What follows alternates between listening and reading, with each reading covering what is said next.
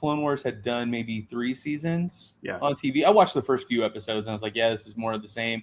Kind of cool that there gets to be a Star Wars TV show. I wish I would have had that when I was younger.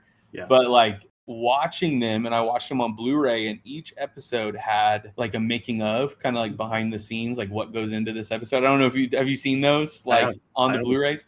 Yep. And I was like, oh my gosh, so much craft goes into this. And I remember especially when I saw, I think there were 2 of them. One of them was the Grievous, where there's that episode where you see the statues of like the different forms that he's had over time, and he becomes more and more machine-like, right? Mm-hmm. Over time. And I was like, whoa, that is beautiful. Like just seeing like what goes into that. And they were showing these other statues like that exist in the real world that was kind of mimicking. And then there was the other episode that was basically, you know, they were talking in the making of thing about how they wanted to do a Godzilla episode in Star Wars. And I was like, oh, that's so cool. And then you begin to see Zillo Beast. Yeah, the Zillo Beast. Yeah. And they, but they're doing what George Lucas was doing with Star Wars, right?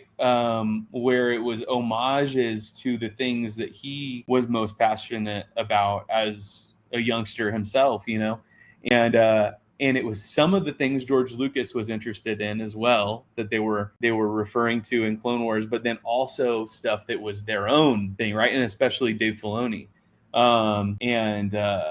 and to me that was just so cool, and I just latched on hard to it. And Clone Wars does for sure objectively get better and better and better as it goes. It does. It also elevates the prequels, in my opinion. And it absolutely, dude.